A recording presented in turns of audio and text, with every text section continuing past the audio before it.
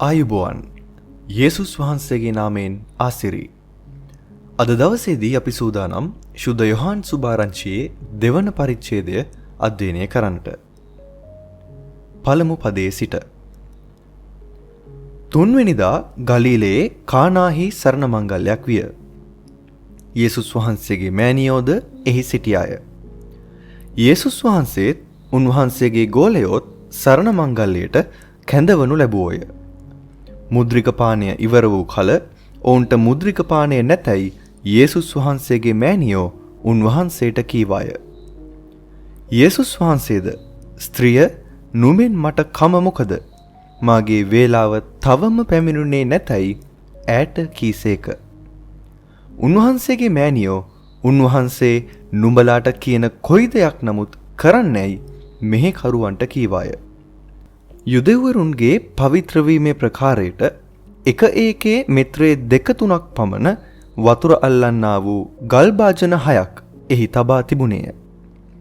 භාජනවල වතුර පුරවන්නේයි යේසුස් වහන්සේ ඔවුන්ට කීසේක. ඔව්හු ඒවා කට දක්වා පිරෙව්වෝය. උන්වහන්සේද ඉතින් එයින් අරන් මංගල්‍යයේ ප්‍රධානියා ළඟට ගෙන යන්නයි ඔවුන්ට කීසේක. ඔව්හු ගෙන ගියෝය.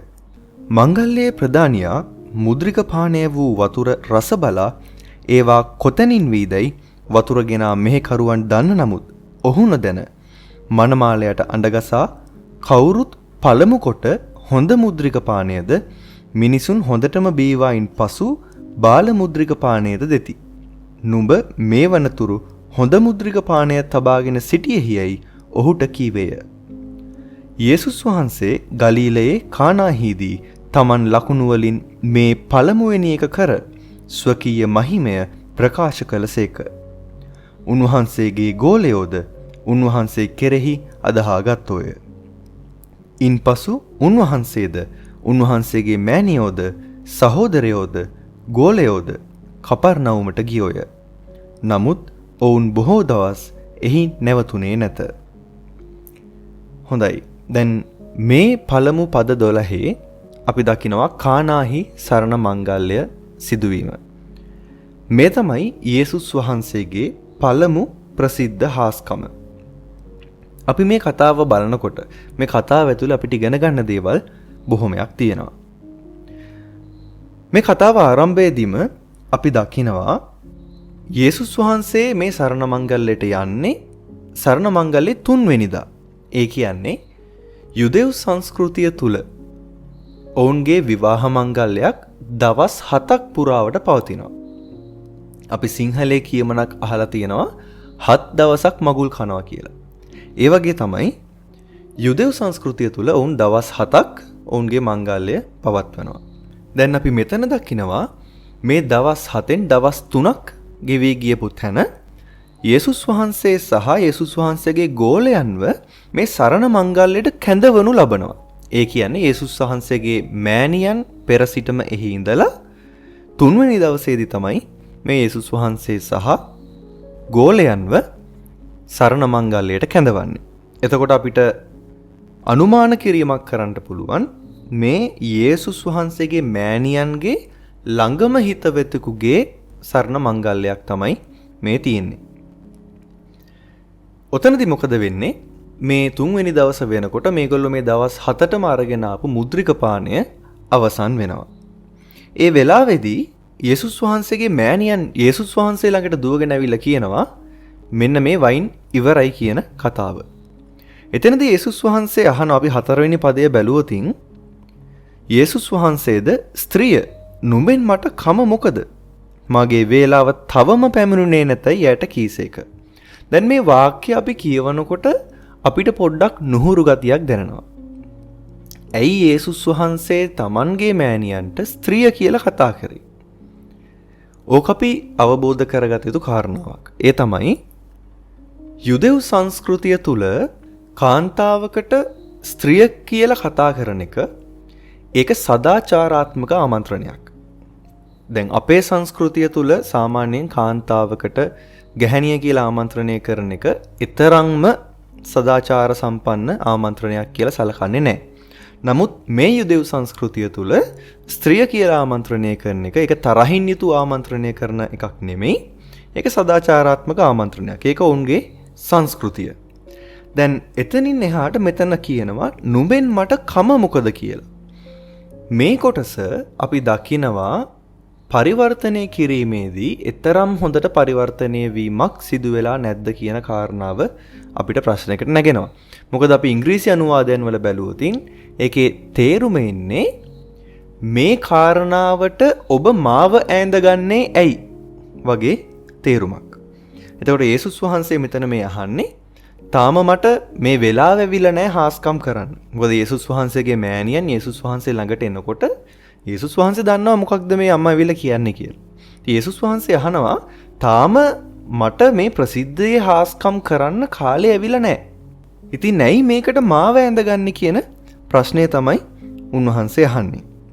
ඉතින් එතනින් පස්සේ අපි දකිනවා යේසුස් වහන්සේගේ මෑණියන් තුල කොච්චර ඇදහිල්ලක් තිබුණද යේසුස් වහන්සේ ගැන කියන එක. මෙතන යේසුස් වහන්සේ ප්‍රශ්න ඇහුවට පස්සේ යේසුස් වහන්සේගේ මෑණියන් ඇදහිල්ලෙන් යුතුව එතන හිටපු ගෝලයන්ට කියනවා මේ යේසුස් වහන්සේ මොන දේ කිව්වත් ප්‍රශ්න කරන්න එපා ඒ දේ කරන්න. මොකද මෑණියන් දන්නවා යේසුස් වහන්සේ අනිවාර්යෙන් උන්වහන්සේගේ නිල්ලීමක් කරාම ඒක අහක දාන්නේ නැහැ කියලා. එතනින් එහාට මොකද වෙන්නේ? මෙතන තියලා තියෙනවා ගල් භාජන 6ක්. මොනවද මේ ගල් භාජන? ඒ කාලේ අපි දන්නවා මේ ප්‍රවාහන ක්‍රම එච්චර දියුණු කාලයක් නෙමෙයි. ගොඩක් අය ගමන් කරේ කරත්තයෙන් එහෙම නැත්නම් බොහෝ මිනිසුන් ගමන් කරේ පයින්. ඉතින් මේ සරණ මංගල්‍යයක් තියෙනකොට මිනිස්සු බොහෝ දුර ගෙවාගෙන පයින් ඇවිදන් එනකොට ඒගොල්ලන්ගේ ඇඟේ දූවිලි තියෙනවා, දාඩිය තියෙනවා, විශේෂයෙන්ම කකුල් වල මඩ තියෙනවා. ඉතින් මේගොල්ලන්ගේ මේ සම්ප්‍රදායක් තිබුණා මේ විවාහ මංගල්‍යයේ ඇතුල්වීමේ දොරටුව ගාව මේගොල්ලෝ ගල් භාජන තියලා තියෙනවා. මොකටද? ඒ එන අමුත්තන්ට පවිත්‍ර වෙලා ඇතුළට එන්න. ඒගොල්ලන්ගේ පාද හොදගෙන ඒ මඩ ඉවත් කරගෙන මංගල්‍යයට සහභාගී වෙන්න. ඒක තමයි මේ පවිත්‍ර වීමේ ප්‍රකාරයට තිබුණා වූ ගල් භාජන 6ක් කියලා කියන්නේ. ඉතින් යේසුස් වහන්සේ මේ ගෝලයන්ට කියනවා මේ ගල් භාජන 6ට වතුර පුරවන්න. ගෝලයොත් මේක කරනවා. ඊට පස්සේ යේසුස් වහන්සේ කියනවා ඔය ගල් භාජනෙට පිරවපු වතුර අරගෙන ගිහිල්ලා මංගල්‍යයේ ප්‍රධානියාට දෙන්න කියලා. මොකද වෙන්නේ මේ පුරවපු වතුර යේසුස් වහන්සේ හාස්කමක් කරනවා ඒවා මුද්‍රික පානය බවට පත් වෙනවා. දැන් මේ මංගල්‍යයේ ප්‍රධානියා කියන්නේ හරියට නිකන් වර්තමානයේ වෙඩින් ප්ලෑනර්ස් කියලා හඳුන්වන ඒ මංගල්‍යයේ සියලු කටයුතු සොයලා බලලා කරන ඒ ප්‍රධාන සේවකයා තමයි මංගල්‍යයේ ප්‍රධානියා කියන්නේ. ඉතින් මේ සේවකයෝ ගිහිල්ලා මංගල්‍යයේ ප්‍රධානියාට මේවා පිළිගැන්නුවට පස්සේ මංගල්‍යයේ ප්‍රධානියා වයින් වර්ග දෙකක් ගැන කියනවා. එහෙම නැත්නම් මුද්‍රික පානීය වර්ග දෙකක් ගැන කියනවා. එයා කියනවා සාමාන්‍යයෙන් කරන්නේ මිනිස්සු බාල මුද්‍රික පානය අවසානයේට තියාගෙන හොඳ මුද්‍රික පානය මුලින් දෙනවා. හොඳ මුද්‍රික පානය බීලා මිනිස්සු මත් වුණාට පස්සේ හිමීටර බාල මුද්‍රික පානය තමයි දෙන්නේ කියන එක. මොකක්ද මේ මුද්‍රික පාන වර්ග දෙක? අපි දන්නවා ඉස්සර මිදි අරගෙන මේ මිදි තලලා තමයි මිදි යුෂ ගන්නෙ මුද්‍රික පානය හදන්න.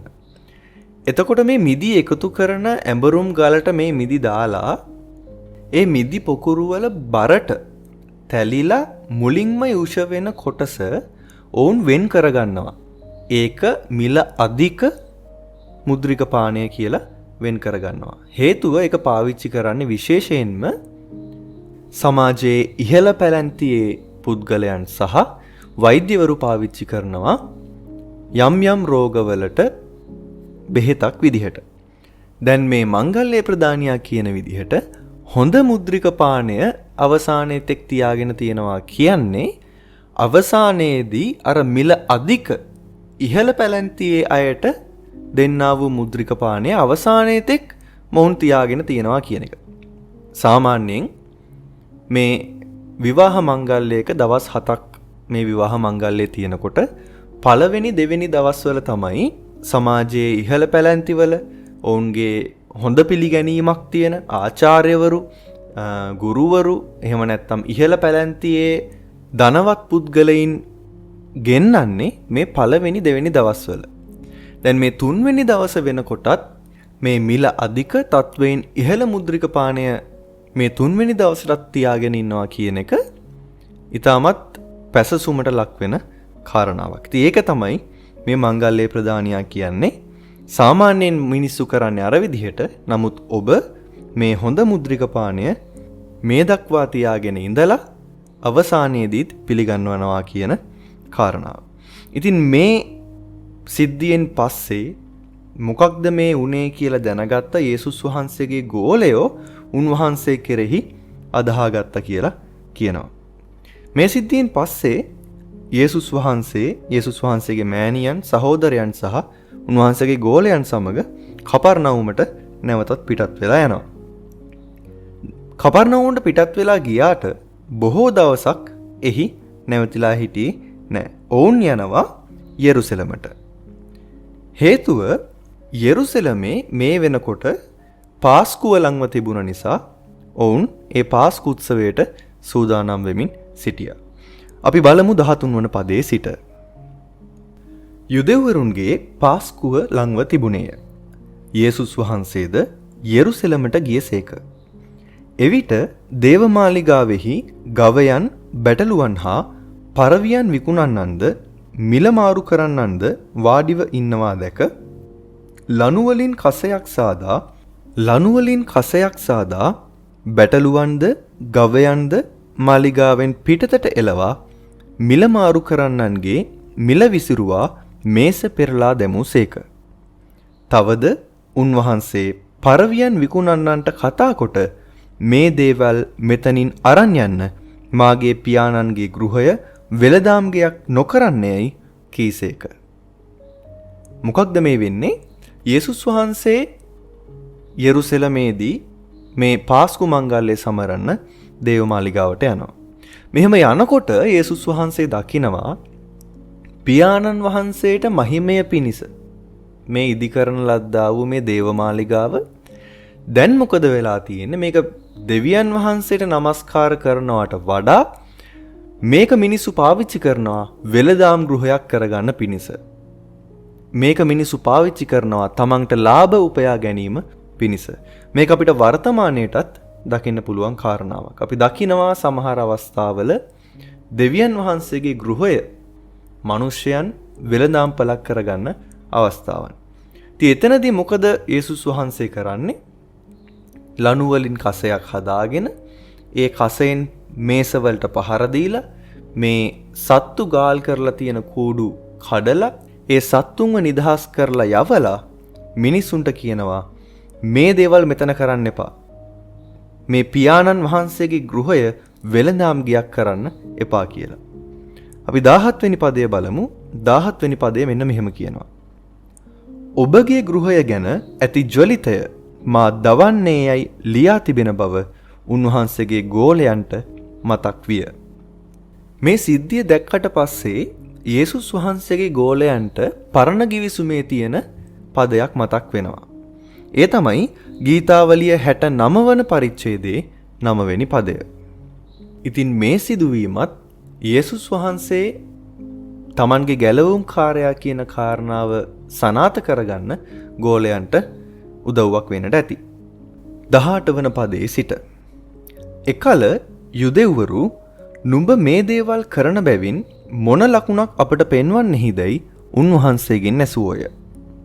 යේසුස් වහන්සේ ඔවුන්ට උත්තර දෙමින් මේ මාලිගාව කඩා දමන්න. එවිට 3 දවසකින් එය නැගිටුවන්නෙමි කීසේක. යුදෙව්වරු කතා කොට මේ මාලිගාව ගොඩනැගීමට 40 අවුරුද්දක් ගත විය. නුඹ ඒක 3 දවසෙන් නැගිටුවන්නේහිදයි කීවෝය. නමුත් උන්වහන්සේ කතා කළේ තමන්ගේ ශරීරය නැමැති මාලිගාව ගැනය. එබැවින් උන්වහන්සේ මේක කී බව යේසුස් වහන්සේ මලවුන්ගෙන් නැගිටි පසු උන්වහන්සේගේ ගෝලයෝ සිහි කර ලියවිල්ලද උන්වහන්සේ කී වචනයද විශ්වාස කළෝය. දැන් මේ සිදුවීම හරි ලස්සන සිදුවීමක්. අපි බලමු මොකක්ද මේ කියන්නේ කියන එක හරියට තේරුම් ගන්න. දැන් යේසුස් වහන්සේ දේවමාලිගාව ඉස්සරහට ඇවිල්ලා මේ විදිහට කලබල කරනකොට මේ යුදෙව්වරු යේසුස් වහන්සේ ඇවිල්ලා වට කරගන්නවා. ඒ වට කරන්නේ ප්‍රශ්න අහන පිණිස නෙමෙයි. කවුද මේ කලබලයක් ඇති කරන පුද්ගලයා? මේ සුද්ධ වූ දේවමාලිගාව ඉදිරිපිට කවුද මේ විදිහට හැසිරෙන්නේ කියන කාරණාවෙන් තරහින් තමයි යේසුස් වහන්සේව මේ යුදෙව්වරු වට කරගන්නේ. ඉතින් එතනදී යුදෙව්වරු අහන ප්‍රශ්නෙට මොකද්ද ඔයා කරන්නේ කියලා යේසුස් වහන්සේගෙන් අහනකොට යේසුස් වහන්සේ දෙන උත්තරය තමයි මේ මාලිගාව කඩා දාන්න දවස් 3කින් මේක නැගිටිනවා කියලා කියනවා. මොකක්ද යේසුස් වහන්සේ නොකිය කියන්නේ? මේ වටවුණු සෙනගට කියනවා මාව මරලා දාන්න මම දවස් 3කින් නැවත නැගිටිනවා කියන කාරණාව. එතකොට මේ යේසුස් වහන්සේට හානියක් කරන්න එහෙම නැත්නම් කවුද මේ කලබල කරන පුද්ගලයා කියලා බලන්න යේසුස් වහන්සේට විරුද්ධව සෙනග වට වෙනකොට තමයි යේසුස් වහන්සේ කියන්නේ මාව පුළුවන් නම් මරලා දාන්න මම දවස් 3කින් නැවත නැගිටිනවා කියලා. මේ කාරණාව යේසුස් වහන්සේගේ ගෝලයන්ටවත් ඒ යුදෙව්වරුන්ටවත් ඒ මොහොතේදී තේරුනේ නැහැ.